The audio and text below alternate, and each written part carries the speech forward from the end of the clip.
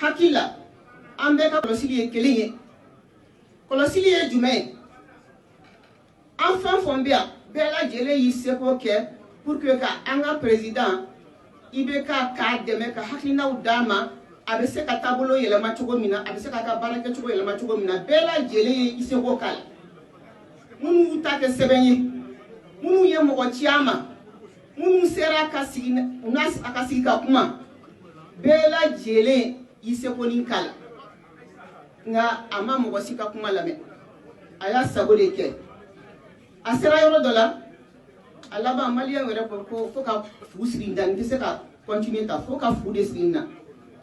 An b'o kɛnɛ de kan, an b'o kɛnɛ de kan k'a yira k'a fɔ jamana tɛ se ka kɛ mɔgɔ kelen ta ye. Jamana kalifala la, jamana ɲɛmɔgɔya kalifala la, a ta tɛ jamana ye, maliyɛnw de ta y'u ka jamana ye. Donc ni maliyɛnw ko jamana taabolo k'a man ɲi, ko yɛlɛma ka don a la, n'a ma jamanadenw lamɛn, o tuma ci bɛ fɔ a ye. A kan ka taa sira min fɛ, an bɛ sigi, an bɛ kuma, an bɛ bɛn a kan, a bɛ se k'a bila cogo min na walasa jamana ka lafiya.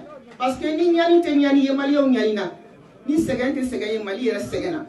Mɔgɔw ka kuma a longo lanbara, a tɔ ye dɔrɔn a ka dafiri, mɔgɔw wulila ka jɔ, ni ko min tuma ma se o tɛ kɛ. Maliyɛnw bɛnna kan k'a fɔ sisan, an wulila k'an cɛsiri, a tɛna bi, a tɛna yɛlɛma an bolo, ni kulu min don, a longo lanbara mɛ kulu in a tɛna yɛlɛma ba kɔnɔ, an bɛ wuli an b'an cɛsiri a la.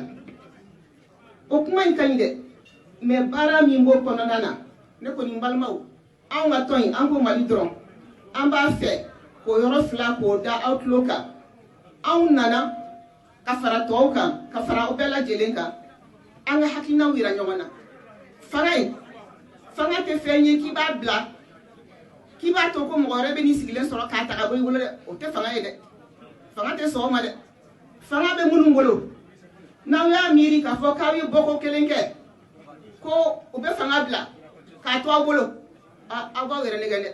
Fanga t'o fɛn ye dɛ. Fanga tɛ sɔn o ma. A bɛ minnu bolo, fɛɛrɛ de bɛ tigɛ walasa o bɛ se k'a bila cogo min na, walasa jamanadenw u ka laɲini u ka sabati. O kɔrɔ ye mun ye? Ni baara daminɛna tan, min ka gɛlɛn anw ma, an ko Mali dɔrɔn na, a ka fɔ a ma bi sama, sini a ka fɔ a ma sunsan. An bɛɛ ka hakilinaw bɛɛ tɛ se ka ɲɔgɔn ta tuma bɛɛ. A bɛ se ka kɛ wagati dɔ bɛ na, ni hakilina ye nin ye, ni hakilina ye nin ye, n'a farala ɲɔgɔn kan, n'a y'a sɔrɔ an ŋaniya de ka Mali bɔ ni dingɛ in kɔnɔ, n'a y'a sɔrɔ an ŋaniya y'o de, a ka ca Ala fɛ an bɛ se ka ɲɔgɔn sɔrɔ o ko in kunna, hali n'a y'a sɔrɔ yɔrɔ dɔw la an tɛ ɲɔgɔn faamuya, min ka gɛlɛn dɔrɔn o ye Mali ko in de, an k'an cɛsiri o la. A filanan, kumaba filanan ye mun ye? Labɛn min bɛ kan kɛ sisan, o labɛn n'a bɛ fɔ a ma tubabukan na structuration, an ka se ka jɛkulu, an ka bɛn a kan, parce que ni jama bɛɛ tɛ se ka ɲɔgɔn sɔrɔ tuma